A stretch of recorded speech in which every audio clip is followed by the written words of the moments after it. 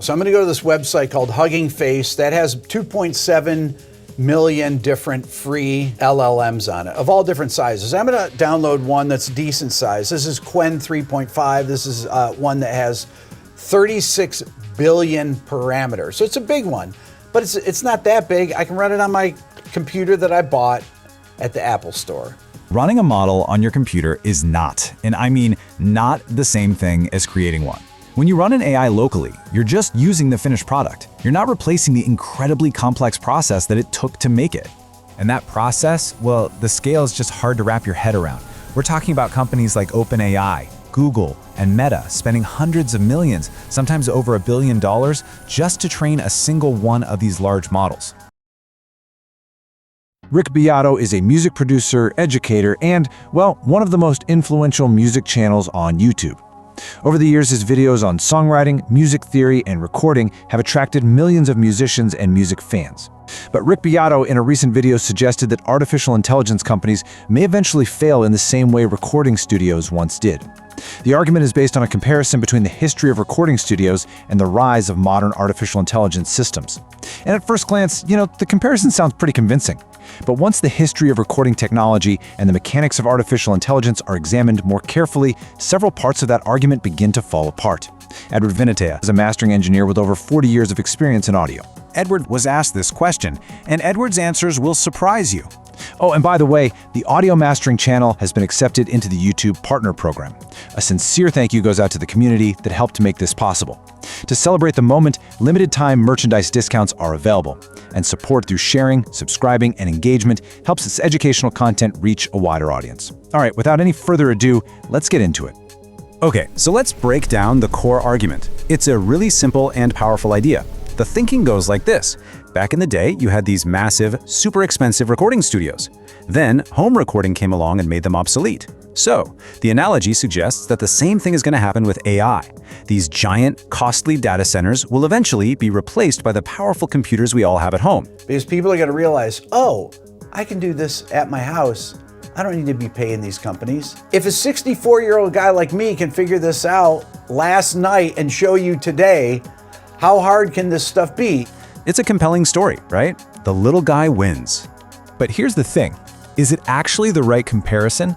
That's the big question we're going to dig into here, and this whole analysis is based on some fantastic work by mastering engineer Edward Vinatea.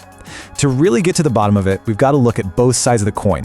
What really went down with recording studios, and how does AI actually work under the hood? The reason I'm talking to you today is really because of a piece of hardware and software that came out in 1999. It's one of the first digital audio workstations and interfaces made for a computer, which happens to be this G3 right here, which I got back in the year 2000. In fact, Universal Music bought this for my band, or for me to use, right before they dropped us. So let's start with the history.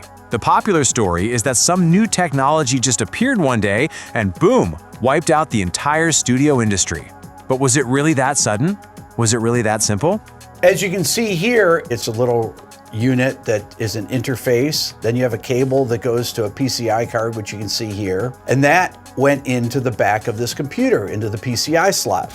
A lot of times when people tell this story, they point to one specific piece of gear, the Digi-001. It's become this symbol, the magic box that supposedly kicked off the whole home recording revolution and killed the big studios. The disruption that happened in the music industry 25 years ago, first because of Napster, which killed the profit model, and then because computers got faster and faster, and it made it easier and easier to run these Pro Tools systems in your own home studios.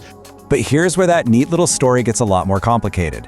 Computer-based recording wasn't born with the Digi-01 in the 2000s. Not even close. We had systems like Sound Tools and Cubase running on personal computers way back in the late 80s. Pro Tools itself showed up in the early 90s. So what the Digi-01 actually did, its real contribution, was making the existing Pro Tools system way more affordable and accessible for everybody.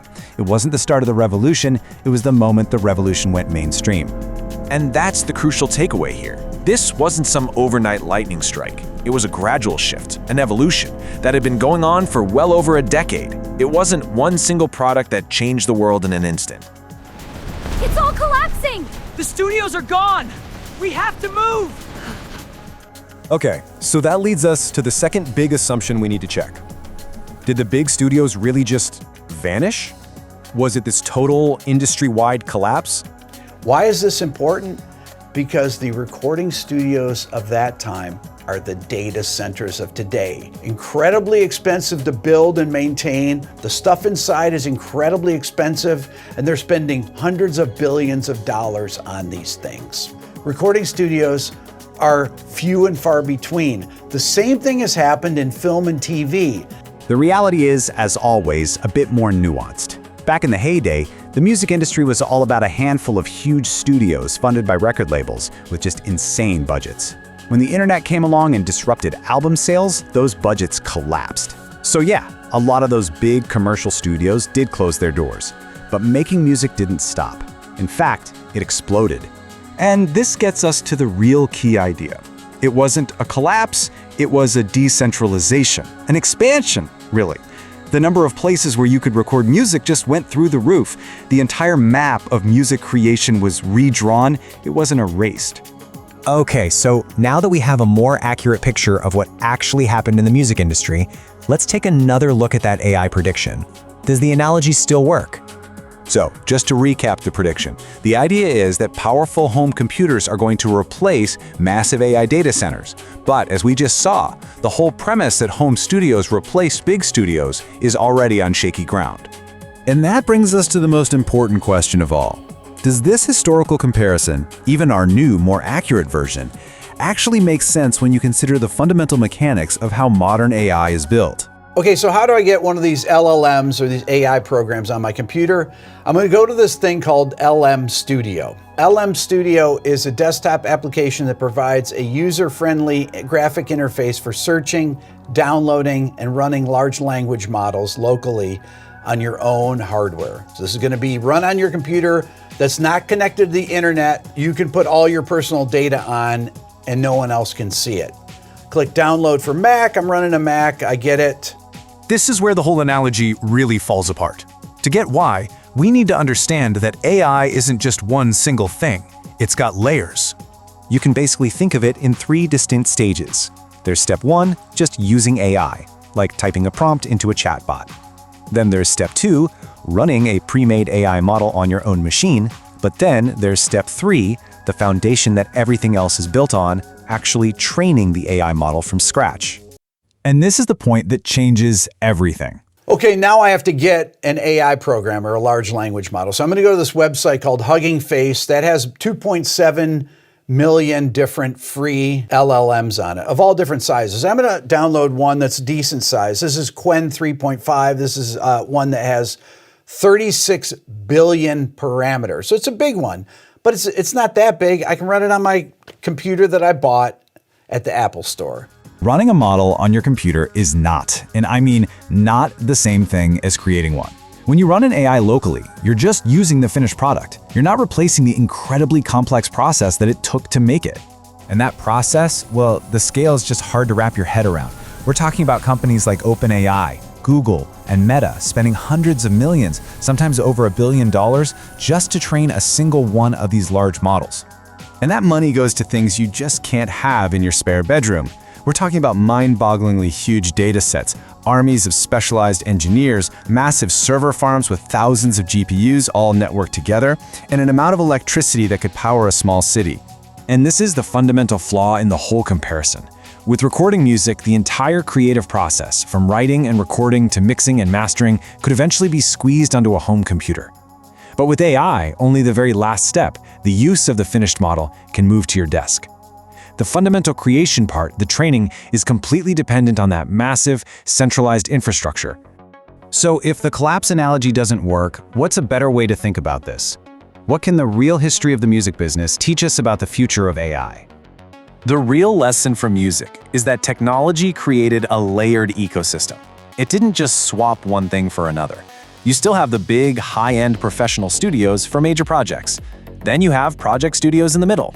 And of course, home production just absolutely exploded. They all exist together. And if we apply that much more accurate ecosystem model to artificial intelligence, a very different picture of the future starts to take shape. It's not a picture of collapse, it's one of transformation. The AI ecosystem of the future will probably look a lot like that. You'll have the huge, centralized models providing the foundational power, because that's the only place you can train them. Then you'll have smaller, local models that we can run on our own machines for specialized tasks. And AI tools will just be integrated into everything we do every day. And this all points to a bigger, more insightful idea about how technology actually works. It almost never just erases an entire system overnight. What it does, more often than not, is it reorganizes the relationships between all the pieces, creating a new, more complex and diverse system than what came before. Okay, so what can we actually learn from the history of the music industry? Not that centralized systems disappear, but that technology reshapes how creative tools are used. Recording did not vanish when computers arrived, it evolved. The industry moved toward a mix of environments. Large professional studios still exist. Project studios became common. Home production spaces exploded. The geography of music creation expanded rather than collapsed. Artificial intelligence is likely heading toward a similar kind of ecosystem. Large centralized models will continue to exist because training them requires enormous computing resources. Smaller local models will allow experimentation and specialized workflows. Creators and engineers will move between these environments depending on what they are trying to accomplish. That is how technology usually evolves, not through sudden disappearance, but through adaptation and expansion, which means the real story of AI may look less like collapse and much more like transformation. Again, we respect Rick Beato and the work he's done explaining music to a huge audience. But when we're talking about how AI works, especially AI music, the reality is a bit more complicated. Thanks for watching. If you found this information useful, please subscribe, like, and share the video so that can reach a wider audience. And if you'd like to support more content like this, the Super Thanks option is available in the video menu under the 3-dot area.